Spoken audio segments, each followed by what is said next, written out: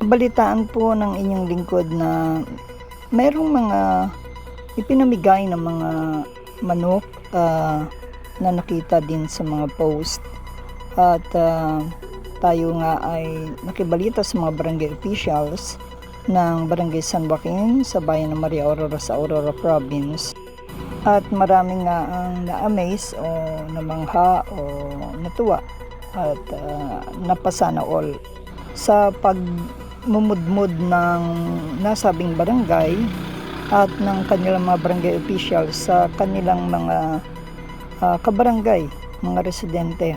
Bawat household ay binigyan nila ng mga manok, at hindi lang pala iyon kundi may kasama pang bigas na tigli 5 kilo, isang manok bawat pamilya o household, dahil may kaugnayan sa kanilang ginawang piyesta o foundation anniversary. At napag-alaman natin na ayon sa direktiba ng nakatataas ay iminungkahi na maging simple lang at di magastos ang pagdarao sa mga kapiyastahan. At okay din yung magpamigay ng mga ayuda.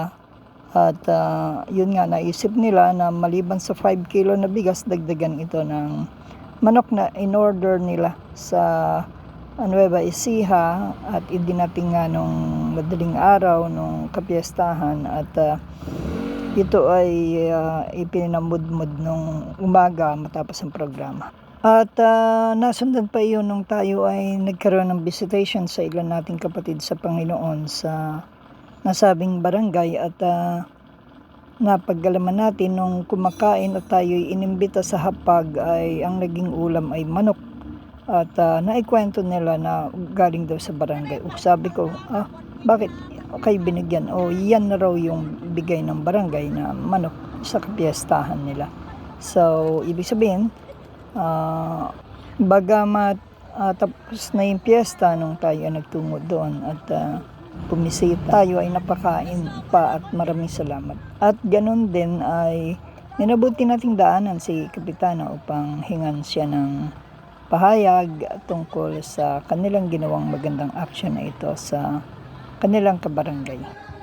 At napag-alaman din natin na tumulong ang mga SK, ang buong barangay nga, syempre, gano'n naman tulong-tulong sila. Mga kabataan, SK, yung mga tanod nila, mga barangay officials nila. Ito ay sa pangunguna ni Kapitana Alicia Palmero ng Barangay San Joaquin sa bayan Maria Aurora sa Aurora Province. Ay, Kapitana, yung kumusta po? Yung maganda po yung ginawa ninyo, yung tungkol dun sa pagbibigay nyo yata ng ayuda sa barangay. Ano po bang pinamigay nyo nitong piyesta? Yun po kasi ay pondo po yun ng barangay. Kaya dahil nga po sa Conservation Act na tungkol sa pagtitipid po ng na batas na pinalabas sa guidelines, kaya gano'n lang po yung kasimple. Pinasimple po yung piyesta ng barangay. Kaya yung pondo po namin ng piyesta ay binigay na lang po para sa mga pamilya bahay-bahay. Ilang pamilya po ba lahat?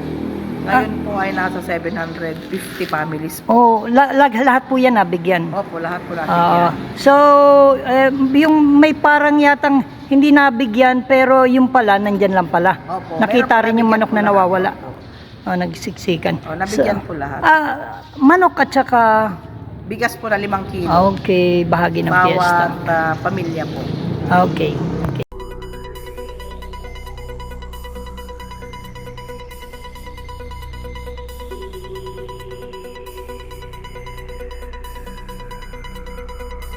Para sa NSK News ng NSK TV Channel, Narciso Co reporting.